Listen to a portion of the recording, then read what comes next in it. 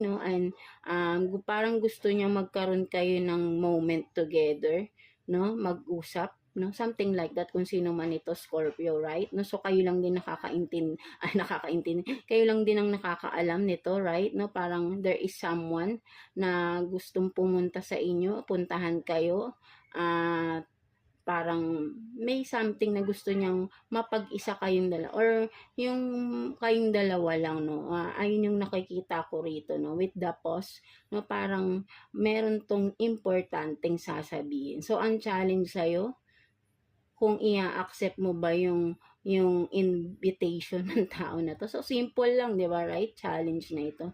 But then kasi parang there is something, no, behind, no, kung ano man to, right? No, so kailangan dito maging wise ka, no, kung ano man itong paparating na to, ano man tong intention ng tao na to, na may sasabihin siya sa'yo, maybe baka may ipo-propose na business or what, no, kasi gusto niya ng time para mag-usap kayong dalawa, no. So whoever it is, so challenge sa'yo na kailangan ay alamin mo muna, no, hindi yung go ka lang ng go, something like that, no. So yan, no, ayun yung nakikita ko rito, no, mga Scorpio natin, no. So let's see, no, kuha pa tayo one challenge na paparating for you, mga Scorpio natin, no. So let's see, ano pa, let's see ano pang challenge, no, possible challenge paparating for you, mga Scorpio natin. Let's see ano pang meron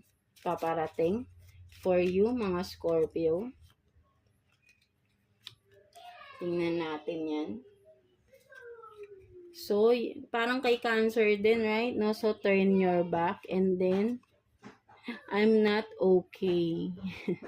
So yan, no, possible challenge sa'yo, no. Nahihirapan ka talaga rin, no, for some of you, nahihirapan kang i-let go ang isang sitwasyon because you are thinking of the yung magiging sasabihin ng iba, no.